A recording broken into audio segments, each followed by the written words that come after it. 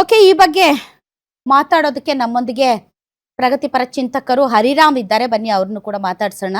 ನಮಸ್ತೆ ಹರಿರಾಮ್ ಅವರೇ. ನಮಸ್ತೆ ಮೇಡಮ್. ಇವತ್ತು ಸುಪ್ರೀಂ ಕೋರ್ಟ್ ಕೊಟ್ಟಿರುವಂತಹ ಮಹತ್ವದ ತೀರ್ಪಿನ ಬಗ್ಗೆ ತಮ್ಮ ರಿಯಾಕ್ಷನ್ ಏನು? ಮೊದಲನೇದಾಗಿ ಮೊದಲಿಂದಲೂ ಕೂಡ ಈ ತರದ ಅಭಿಪ್ರಾಯಗಳು ಮೊದಲಿಂದ ಕೂಡ ವ್ಯಕ್ತವಾಗ್ತಾ ಇದ್ವು. ಒಟ್ಟಾರೆ ಮೀಸಲಾತಿ ವಿಷಯಕ್ಕೆ ಸಂಬಂಧಪಟ್ಟಂತೆ ಬೇರೆ ಧರ್ಮದವರಿಗೆ ಬಹಳ ಮುಖ್ಯವಾಗಿ ನೀವು ಹೇಳಿದ್ರೆ ಬೌದ್ಧ, ಸಿಖ್ ಮತ್ತು ಹಿಂದೂ ಈ ಧರ್ಮ ಬಿಟ್ಟು ಬೇರೆ ಧರ್ಮಕ್ಕೆ ಹೋಗುವಂತ ಯಾವುದೇ ದಲಿತರ ಸೌಲಭ್ಯಗಳು ಸಿಗೋದಿಲ್ಲ, ಅವ್ರು ದಲಿತರಾಗ್ಲಿಕ್ಕೆ ಉಳಿಲಿಕ್ಕೆ ಸಾಧ್ಯ ಇಲ್ಲ ಅಂತ, ಆ ಡೆಫಿನೇಷನ್ ಒಳಗೆ ಬರ್ಲಿಕ್ಕೆ ಸಾಧ್ಯ ಇಲ್ಲ ಅಂತ ಮೊದಲಿಂದನೂ ವಿವಾದ ಇದೆ. ಆದ್ರೆ ಮೂಲಭೂತವಾಗಿ ನಾವು ಮೀಸಲಾತಿ ಯಾಕೆ ಬಂತು, ಮೀಸಲಾತಿ ವಿಷಯ ಯಾವ ಕಾರಣಕ್ಕೆ ಬಂತು ಅಂತ ತಗೊಂಡಾಗ ಮೊದಲಿನಿಂದಲೂ ಕೂಡ ಏನು 1917ನೇ ಇಸ್ವಿಯಿಂದ ಡಾಕ್ಟರ್ ಬಾಬಾ ಸಾಹೇಬ್ ಅಂಬೇಡ್ಕರ್ ಮೀಸಲಾತಿ ವಿಷಯವನ್ನ ತೆಗಿತಾರೆ. ಅದು ಸೌತ್ ಬರೋ ಸಮಿತಿ ಇರ್ಬೋದು, ಸೈಮನ್ ಆಯೋಗ ಇರ್ಬೋದು, ಹಾಗೆ ಲಂಡನ್ ನಡೆದಂತ 3 ದುಂಡು ಮೇಜಿನ ಸಭೆಗಳಲ್ಲಿ ಇರ್ಬೋದು, ಮತ್ತೆ 32ರಲ್ಲಿ ನಡೆದಂತ ಪೂನಾ ಒಪ್ಪಂದ ಇರ್ಬೋದು, ಇದೆಲ್ಲದರಲ್ಲೂ ಕೂಡ ಅಂಬೇಡ್ಕರ್ ಅವರು ಮೀಸಲಾತಿಯನ್ನ ಯಾವ ಆಧಾರದ ಮೇಲೆ ಕೇಳ್ತಾರೆ ಅಂದ್ರೆ ಬಹಳ ಜನರಿಗೆ ಆಶ್ಚರ್ಯ ಆಗ್ಬೋದು. ಮೀಸಲಾತಿ ಕೇಳೋದೇನಪ್ಪಾ ಅಂದ್ರೆ ದಲಿತರು ಹಿಂದೂ ಧರ್ಮದ ಒಳಗೆ ಬರಲ್ಲ, ಅವರು ಪ್ರತ್ಯೇಕವಾದಂತ ಧರ್ಮ, ಅವರ ಆಚಾರ ವಿಚಾರಗಳೇ ಪ್ರತ್ಯೇಕವಾಗಿದೆ. ನೀವು ಹೇಗೆ ಮುಸಲ್ಮಾನರಿಗೆ ಆ ಕಾಲದಲ್ಲಿ ಮುಸಲ್ಮಾನರಿಗೆ, ಸಿಖ್ಖರಿಗೆ, ಕ್ರೈಸ್ತರಿಗೆ ಮತ್ತು ಆಂಗ್ಲೋ ಇಂಡಿಯನರಿಗೆ ಆ ಕಾಲದಲ್ಲಿ ಪ್ರತ್ಯೇಕ ಚುನಾಯಿತಗಳು ವ್ಯವಸ್ಥೆ ಇತ್ತು. ಹಾಗಾಗಿ ನಮಗೂ ಕೂಡ ನೀವು ಪ್ರತ್ಯೇಕ ಧರ್ಮ ಅಂತ ಪರಿಗಣಿಸೇ ಕೊಡಬೇಕು ಅಂತ ಬಾಬಾ ಸಾಹೇಬ್ ಅಂಬೇಡ್ಕರ್ ವಾದ ಮಾಡೋದು, ಅದರ ಮೇಲೆ ಮೀಸಲಾತಿ ಸಿಗುವಂಥದ್ದು. ಆದ್ರೆ ದುರಂತ ಕಾಲ ಕ್ರಮೇಣ ಏನಾಗಿದೆ ಅಂದ್ರೆ ನೀವು ದಲಿತರಾಗಿದ್ರೆ ಮಾತ್ರ ಮೀಸಲಾತಿ, ಇಲ್ಲ ಅಂದ್ರೆ ಮೀಸಲಾತಿ ಇಲ್ಲ ಅನ್ನುವಂತ, ಅಂದ್ರೆ ಹಿಂದೂಗಳಾಗಿದ್ರೆ ಮಾತ್ರ ಮೀಸಲಾತಿ, ಇಲ್ಲ ಅಂದ್ರೆ ಇಲ್ಲ ಅನ್ನುವಂತ ಒಂದು ಬೇರೆ ತರದ ವಾದ ಶುರುವಾಯಿತು. ಇಲ್ಲಿ ಸಿಖ್ ಧರ್ಮ ಇರ್ಬೋದು, ಮತ್ತೆ ಬೌದ್ಧ ಧರ್ಮ. ಒಂದ್ ನಿಮಿಷ ಹರಿರಾಮ್ ಅವರೇ, ಈಗ 1950 ಕ್ಲಾಸ್ 3 ಆಫ್ ದಿ ಕಾನ್ಸ್ಟಿಟ್ಯೂಷನ್ ಅಲ್ಲೇ ಓನ್ಲಿ ಹಿಂದೂಗಳು ಇನ್ಕ್ಲೂಡೆಡ್ ಇತ್ತು. ಸೊ ಇದು ಅಂಬೇಡ್ಕರ್ ಅವರಿಂದ ಆಗಿಲ್ಲ ಅನ್ನೋ ರೀತಿಯಲ್ಲಿ ತಾವು ಮಾತಾಡೋದು ಅದು ರಾಂಗ್ ಇನ್ಫಾರ್ಮೇಶನ್ ಆಗತ್ತೆ ಅಂತ. ಇಲ್ಲ ರಾಂಗ್ ಇನ್ಫಾರ್ಮೇಶನ್. ನಾನು ಹೇಳ್ತಿರೋದು ಮೂಲಭೂತವಾಗಿ ಮೀಸಲಾತಿ ಶುರುವಾಗಿದ್ದು ಅಂತ ಕೇಳಿದ್ ನಾನು 1917ನೇ ಇಸ್ವಿಯಲ್ಲಿ ಸೌತ್ ಬರೋ ಸಮಿತಿ ಮುಂದೆ ಬರ್ತಾರೆ, ಅದರ ನಂತರ ಸೈಮನ್ ಆಯೋಗದ ಮುಂದೆ ಬರ್ತದೆ, ಅದರ ನಂತರ ರೌಂಡ್ ಟೇಬಲ್ ಕಾನ್ಫರೆನ್ಸ್. ನಾನು ಹೇಳ್ತಾ ಇರೋದು ಸ್ವತಂತ್ರದ ಪೂರ್ವದಲ್ಲಿ ಹೇಳ್ತಾ ಇರ್ತಕ್ಕಂಥ ಇತಿಹಾಸ ನಾನು ಹೇಳ್ತಾ ಇರೋದು. ಸೊ ಇಲ್ಲಿ ಅಂಬೇಡ್ಕರ್ ಅದನ್ನೇ ಹೇಳ್ತಾರ ನಾನು. ಸ್ವತಂತ್ರ ಭಾರತಕ್ಕೆ ಬಂದ ನಂತರದ ದಿನಗಳಲ್ಲಿ ಅಲ್ಲೂ ಕೂಡ ಅಷ್ಟೇ, ಅಲ್ಲಿ ಬದಲಾದಂತ ಪರಿಸ್ಥಿತಿಗಳಿಗೆ ಮತ್ತೆ ಒಂದು ತಿಳ್ಕೊಬೇಕು ನಾವು, ಭಾರತ ದೇಶದಲ್ಲಿ ಧರ್ಮವನ್ನ ಮತ್ತು ಜಾತಿಯನ್ನ ಏನಾಗಿದೆ ಅಂದ್ರೆ ವಿಚಿತ್ರ. ಭಾರತ ದೇಶದಲ್ಲಿ ನೀವು ಯಾವ ಧರ್ಮಕ್ಕಾದ್ರೂ ಹೋಗಿ ನಿಮ್ಮನ್ನ ಜಾತಿ ಅನ್ನುವ ಭೂತ ಮಾತ್ರ ಬಿಡೋದಿಲ್ಲ. ಇದು ವಾಸ್ತವ. ಬಟ್ ಪ್ರೈಮರಿ ಕ್ವಶನ್ ನಿಮ್ಮ ಇಷ್ಟೊತ್ತಿನ ವಾದದಲ್ಲಿ ಹಾಗಾದ್ರೆ ದಲಿತರನ್ನ, ಪರಿಶಿಷ್ಟ ಜಾತಿಯವರನ್ನ ಯಾವ ಧರ್ಮವೆಂದು ಪರಿಗಣಿಸಬೇಕು ಅನ್ನೋದು ತಮ್ಮ ವಾದ. ಜಾತಿನೇ ಧರ್ಮನಾ, ಧರ್ಮ ಬೇರೆನಾ, ಜಾತಿ ಬೇರೆನಾ, ಯಾವ ಆಧಾರದ ಮೇಲೆ ಗುರುತಿಸಬೇಕು? ಈಗ ಆಲ್ರೆಡಿ ಸಂವಿಧಾನ ಗುರುತಿಸಿ ಆಗೋಗಿದೆ.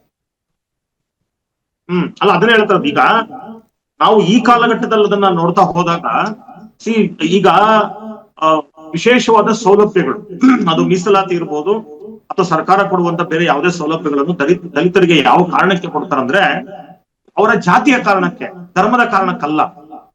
ಜಾತಿಯ ಕಾರಣಕ್ಕೆ ಕೊಡೋದ್ರಿಂದ ನಾನು ಮೊದಲೇ ಹೇಳಿದಾಗೆ ಅವರು ಯಾವ ಧರ್ಮಕ್ಕೆ ಹೋದ್ರು ಕೂಡ ಜಾತಿ ಅವರ ಹಿಂದೆ ಹೋಗೋದ್ರಿಂದ, ಆ ಜಾತಿಯ ಮನಸ್ಥಿತಿ ಹಿಂದೆ ಹೋಗೋದ್ರಿಂದ ನಿಮಗೆ ಬೇರೆ ಧರ್ಮಕ್ಕೆ ಹೋದ ತಕ್ಷಣವೇ ನಿಮಗೆ ಯಾವ ದೌರ್ಜನ್ಯಗಳು ಅಥವಾ ನಿಮ್ಮ ಜಾತಿಯ ಹೆಸರಿನಲ್ಲಿ ನಡೀತಾ ಇರ್ತಕ್ಕಂಥ ಯಾವುದು ಕೂಡ ನಿಲ್ಲೋದಿಲ್ಲ. ಹಾಗಾದ್ರೆ ಇವಾಗ ಮೀಸಲಾತಿ ಕೊಡ್ಬೇಕಾ ಬೇಡ ಅನ್ನೋದು ಇದು ಎರಡು ಆಸ್ಪೆಕ್ಟ್ ಅಲ್ಲಿ ಬರ್ತದೆ. ಒಂದೇನಂತ ಹೇಳಿದ್ರೆ ಅನೇಕ ಜನರ ವಾದ ಏನಪ್ಪಾ ಅಂದ್ರೆ ಇವ್ರಿಗೆ ಬೇರೆ ಧರ್ಮಕ್ಕೆ ಹೋಗುವಂತವ್ರಿಗೆ ಮೀಸಲಾತಿ ಮುಂದುವರಿಯಲಿ, ಆದರೆ ಒಟ್ಟು ಇರುವ ಮೀಸಲಾತಿಯ ಪ್ರಮಾಣವೂ ಕೂಡ ಜಾಸ್ತಿ ಆಗ್ಬೇಕಾಗ್ತದೆ. ಇರುವಂತ ಮೀಸಲಾತಿಯೊಳಗೆ ಕೊಟ್ಟಾಗ ಸಮಸ್ಯೆ ಆಗುತ್ತೆ ಅನ್ನುವಂತ ವಾದವೂ ಕೂಡ ನಡೀತದೆ. ಸೊ ಮಾರಲಿ ಹೇಳ್ಬೇಕಾದ್ರೆ ನಾನು ಹೇಳ್ದಾಗೆ ನೀವು ಯಾವ ಧರ್ಮಕ್ಕೆ ಹೋದ್ರೂ ಕೂಡ ಜಾತಿಯ ಭೂತ ನಿಮ್ಮನ್ನ ಬಿಡೋದಿಲ್ಲ. ಇವತ್ತು ಕೂಡ ನೀವು ತಗೊಳ್ಳಿ, ನೀವು ಕ್ರಿಶ್ಚಿಯನ್ರು ಅಂತ ಹೇಳಿದಾಗ ದಲಿತ ಕ್ರಿಶ್ಚಿಯನ್ ಅಂತ ಕರೀತಾರೆ, ಒಕ್ಕಲಿಗ ಕ್ರಿಶ್ಚಿಯನ್ ಅಂತದ್ದು ಬೇರೆ ಅವರ ಜಾತಿಯ ಹೆಸರಿನಿಂದ ಕರೀತಾರೆ ಹೊರತು ನೀವು ಕೇವಲ ಕ್ರಿಶ್ಚಿಯನ್ ಅಂತ ಯಾರನ್ನು ಕರೆಯೋದಿಲ್ಲ. ಕೇವಲ ಕ್ರಿಶ್ಚಿಯನ್ ಅಂತ ನಿಮ್ಮನ್ನ ಯಾರನ್ನೂ ಕರೆಯೋದಿಲ್ಲ. ನಿಮ್ಮ ಧರ್ಮದ ಜೊತೆಗೆ ನಿಮ್ಮ ಜಾತಿಯನ್ನು ಕೂಡ ಅಂಟು ಹಾಕಿ ಜಾತಿಯ ಜೊತೆಗೆ ನಿಮ್ಮನ್ನ ಗುರುಸುವಂತ ಕೆಲಸ ಆಗ್ತದೆ. ಹಾಗಾಗಿ ನೈತಿಕವಾಗಿದ್ದು ಕಾನೂನಾತ್ಮಕವಾಗಿ ಲೀಗಲಿ ಪ್ರಶ್ನೆ ಬಂದಂತ ಸಂದರ್ಭದಲ್ಲಿ ಅಫ್ಕೋರ್ಸ್ ಲಾಜಿಕಲಿ ಹೇಳಿದಂತ ಸಂದರ್ಭದಲ್ಲಿ ನೀವು ಹೇಳಿದಾಗೆ ಆಯ್ತು, ನೀವು ಹಿಂದೂ ಧರ್ಮದಲ್ಲಿ ಜಾತಿ ಇದೆ ಅಂತ ಹೇಳಿ ಬೇರೆ ಧರ್ಮಕ್ಕೆ ಹೋದ್ರೆ, ಯಾಕಂದ್ರೆ ಕ್ರೈಸ್ತ ಧರ್ಮದಲ್ಲಾಗ್ಲಿ ಇಸ್ಲಾಂ ಧರ್ಮದಲ್ಲಾಗ್ಲಿ ಅಥವಾ ಭಾರತ ಬಿಟ್ಟು ಬೇರೆ ದೇಶಗಳಿಂದ ಬಂದಿರತಕ್ಕಂಥ ಧರ್ಮಗಳಲ್ಲಿ ಜಾತಿ ಇಲ್ಲ. ತುಂಬಾ ಖುಷಿ ಆಗ್ತಾ ಇದೆ. ಯಾಕೆಂದ್ರೆ ಇವತ್ತು ಎಷ್ಟೋ ಜನ ಮಹಿಳೆಯರು ಹೇಳ್ತಾ ಇದ್ರು, ನನಗೆ PCOD ಪ್ರಾಬ್ಲಮ್ ಇತ್ತು ಸರ್, ಥೈರಾಯ್ಡ್ ಪ್ರಾಬ್ಲಮ್ ಇತ್ತು ಸರ್, ಆರಾಮಾಗಿ ನಾನು ಸಣ್ಣ ಆದೆ ಸರ್, ತುಂಬಾ ಥ್ಯಾಂಕ್ ಯು ಅಂತ ಎಷ್ಟೋ ಜನ ಹೇಳ್ತಾ ಇದ್ರು. ನಿಮಗೆ PCOD ಪ್ರಾಬ್ಲಮ್ ಇರಲಿ, ಥೈರಾಯ್ಡ್ ಪ್ರಾಬ್ಲಮ್ ಇರಲಿ, 100% ನೀವು ಸಣ್ಣ ಆಗಬೇಕು, ಆರೋಗ್ಯದಲ್ಲೂ ಸಮೇತ ತುಂಬ ಚೇತರಿಕೆ ಆಗಬೇಕು ಅಂದರೆ ಪ್ರತಿದಿನ ನಮ್ಮ ಜೀನಿ ಸ್ಲಿಮ್ನ ಯೂಸ್ ಮಾಡಿ. ಯಾಕೆಂದರೆ ಜೀನಿ ಸ್ಲಿಮ್ಮು ಒಂದು ಉತ್ತಮ ಆಹಾರ. ಹಾಗಾಗಿ ಜಾತಿ ಇಲ್ಲ ಅನ್ನೋ ಕಾರಣಕ್ಕೆ ನೀವು ಮತ್ತೆ ಇಲ್ಲಿರುವ ಜಾತಿ ವ್ಯವಸ್ಥೆಯನ್ನು ತಪ್ಪಿಸ್ಕೊಳ್ಳಕ್ಕೆ ಹಾಗಾಗಿ ಅಲ್ಲಿ ಹೋಗಿದಿರಿ. ಅಲ್ಲಿ ಹೋಗಿದ ತಕ್ಷಣವೇ ನಿಮಗೆ ಜಾತಿ ಹೋಗುತ್ತೆ ಅಂತ. ಇಲ್ಲಿ ನನಗೊಂದು ಬಾಬಾ ಸಾಹೇಬ್ ಅಂಬೇಡ್ಕರ್ ಮಾತು ನೆನಪು ಬರ್ತದೆ. ಅಂಬೇಡ್ಕರ್ ಹೇಳೋರು ಕರೆಕ್ಟ್. ಹಾಗಾದ್ರೆ ಇದನ್ನ ನ್ಯಾಯಾಲಯಗಳು ಮಾಡ್ಬೇಕಾ ಅಥವಾ ನೀವು ಹೇಳಿದ ಪ್ರಶ್ನೆ ಈಗ ಅದಕ್ಕೆ ಸಂಬಂಧಪಟ್ಟಂತೆ ತಮ್ಗೆ ಗೊತ್ತಿರುವ ಕಾಕಾ ಕಾಲೇಲ್ಕರ್ ಕಮಿಷನ್ ಎಲ್ಲ ಬಂತು, ಇದನ್ನೆಲ್ಲ ಪ್ರಶ್ನೆ ಮಾಡಿದ್ರು, ತಮಗ್ ಗೊತ್ತಿದೆ. ಆರ್ಟಿಕಲ್ 340 ಅಡಿಯಲ್ಲಿ caste should be the basis to protection, primary factor to decide, not a religion ಅಂತ ಎಲ್ಲ. ಸೊ ಅವೆಲ್ಲವೂ ಮುಂದಿದ್ರು ಕೂಡ ನ್ಯಾಯಾಲಯ ಇವತ್ತು ಈ ತೀರ್ಪು ತಗೊಂಡಿದೆ. ನಂಬರ್ 1.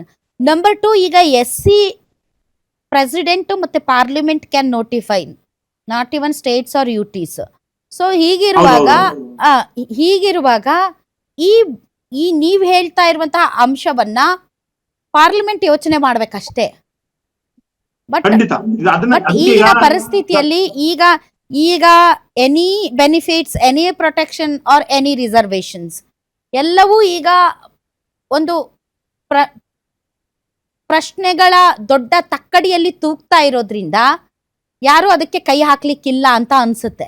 ಸೊ ಈಗ ನನಗಿರುವಂತಹ ಪ್ರಶ್ನೆ, ಬಹಳಷ್ಟು ಜನ ಈಗಾಗಲೇ ಪರಿಶಿಷ್ಟ ಜಾತಿಗೆ ಸೇರಿದವರು, ಮೆಜಾರಿಟಿ ಆಫ್ ದೆಮ್ ಮತಾಂತರಗೊಂಡವರಲ್ಲಿ ಕ್ರಿಶ್ಚಿಯನ್ ಕಮ್ಯುನಿಟಿಗೆ ಜಾಸ್ತಿ ಮತಾಂತರಗೊಂಡಿದ್ದಾರೆ. ಆದ್ರೆ they claim that they are SC caste basis ಮೇಲೆ ನಾವು SC. ಈಗ ಅವರೆಲ್ಲ ಏನ್ ಮಾಡ್ಬೇಕೀಗ? They should lose their benefits. ಹಂಗಾದ್ರೆ ಇಲ್ಲ, ಇದು ಖಂಡಿತ ಮೊದ್ಲಿಂದನೂ ಇದೆ ಇಶ್ಯೂ ಇರೋದು. ಇಲ್ಲಿ ಬಂದಿರೋದು ಅಟ್ರಾಸಿಟಿ ಇಶ್ಯೂ ಅಲ್ಲಿ ಈ ಪ್ರಶ್ನೆ ಬಂದಿದೆ. ಹೌದು. ಅಂದ್ರೆ ನೀವು ಕ್ರಿಶ್ಚಿಯನ್ ಆಗಿ ನೀವು ಬೇರೆಯವ್ರ ಮೇಲೆ ಅಟ್ರಾಸಿಟಿ ಕೇಸ್ ಸಾಕಾಗಲ್ಲ ಅಂತಂದ್ರೆ ಮೊದ್ಲಿಂದಲೂ ಕೂಡ ರಿಸರ್ವೇಶನ್ ಬೆನಿಫಿಟ್ಸ್ ಅನ್ನ ಕ್ರಿಶ್ಚಿಯನ್ರಿಗೆ ಕೊಡ್ತಾ ಇರ್ಲಿಲ್ಲ. ಇಲ್ಲ, ಯಾಕಂದ್ರೆ ಕರ್ನಾಟಕ ರಾಜ್ಯದಲ್ಲಿ ದಲಿತ ಕ್ರಿಶ್ಚಿಯನ್ರು ನಮಗೆ ಮೀಸಲಾತಿ ಬೇಕು ಅಂತ ಸುಮಾರು 30-35 ವರ್ಷಗಳಿಂದ ಧ್ವನಿ ಎತ್ತಿದ್ದಾರೆ. ಹಾಗಾಗಿ ಮೊದಲಿಂದಲೂ ಕೂಡ ಕ್ರಿಶ್ಚಿಯನ್ರಿಗೆ ಇಲ್ಲ, ಯಾವುದೇ ಸೌಲಭ್ಯಗಳು ಸಿಗೋ ಆಗಿಲ್ಲ. ಆದ್ರೆ ಏನಾಗುತ್ತಂದ್ರೆ, ನೀವು ಉದಾಹರಣೆಗೆ ನೀವು ಹೇಳಿದಾಗೆ ಧರ್ಮ ಮತಾಂತರ ಆಗಿರ್ತಂದ್ರೆ ಸರ್ಟಿಫಿಕೇಟ್ ಅಲ್ಲಿ SC ಅಂತ ಉಳಿಸ್ಕೊಂಡಿರ್ತಾರೆ. ಅಲ್ಲಿ ಕೆಲವರು ಹೆಸರುಗಳನ್ನ ಬದಲಾಯಿಸ್ಕೊಳ್ಳದೆ ಇರ್ತಾರೆ. ಇರುವ ಹೆಸರು, ಉದಾಹರಣೆ ನನ್ನ ಹೆಸರು ಹರಿರಾಮ್ ಅಂತ, ನನ್ನ ಕ್ರಿಶ್ಚಿಯನ್ಗೆ ಬದಲಾವಣೆ ಆಗಿದ್ರೆ ಹರಿರಾಮ್ ಅಂತ ಇರ್ತದೆ, SC ಅಂತ ಇರ್ತದೆ. ಆದ್ರೆ ನಮ್ಮ ಮನೇಲಿ ಏನಾಗುತ್ತಂದ್ರೆ ನಾವು ಪೂಜೆ ಮಾಡೋ ದೇವರುಗಳನ್ನ ತೆಗೆದಾಕಿ ಅಲ್ಲಿ ಜೀಸಸ್ ಬಂದಿರ್ತಾನೆ ಅಷ್ಟೇ.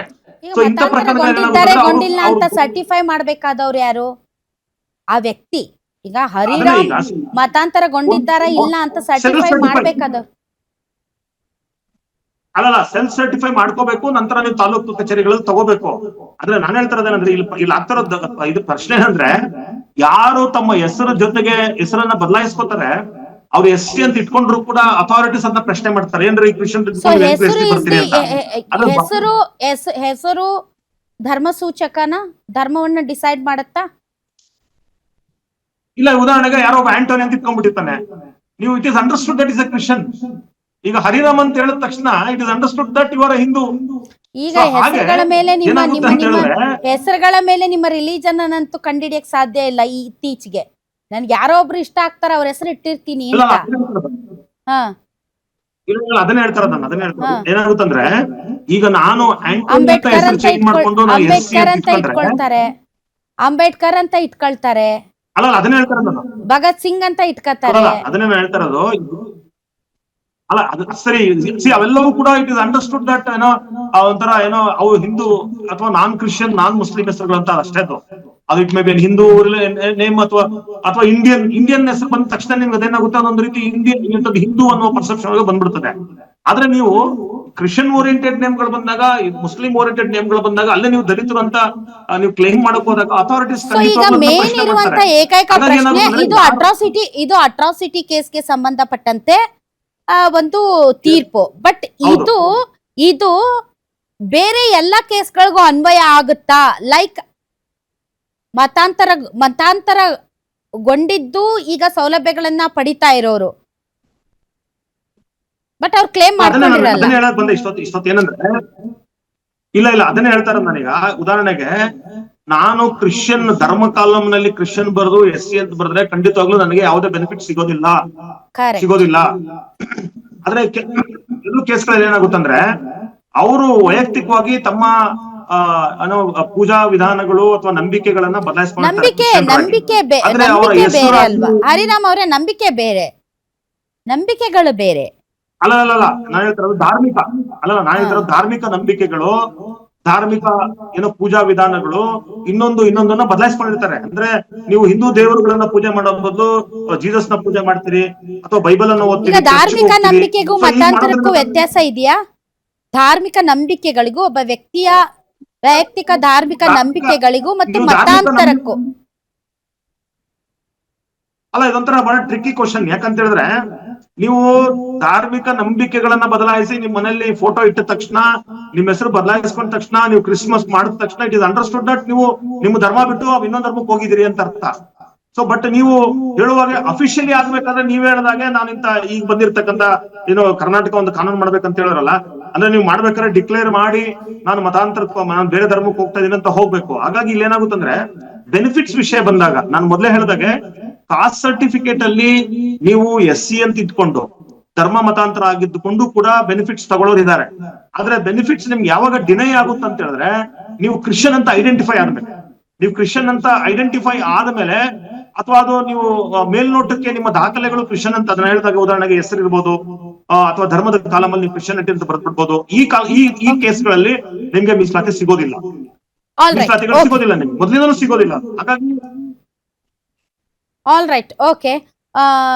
ಬಟ್ ಒಂದಂತೂ ಸತ್ಯ, ನೀವು ಕ್ರಿಶ್ಚಿಯನ್ಗೆ ಮತಾಂತರಗೊಂಡು ಸ್ಟಿಲ್ ನಿಮಗೆ SC ಸ್ಟೇಟಸ್ ಬೇಕು, ಬೆನಿಫಿಟ್ಸ್, ಪ್ರೊಟೆಕ್ಷನ್, ರಿಸರ್ವೇಶನ್ ಅಂದ್ರೆ ಸಾಧ್ಯ ಇಲ್ಲ ಅನ್ನೋದು ಈ ಒಂದು ತೀರ್ಪಿನಿಂದ ಗೊತ್ತಾಗಿದೆ. Thank you very much Hariram ಅವರು ಇಷ್ಟೊತ್ತು ಗ್ಯಾರಂಟಿ ನ್ಯೂಸ್ ಜೊತೆ ಮಾತಾಡಿದ್ರು.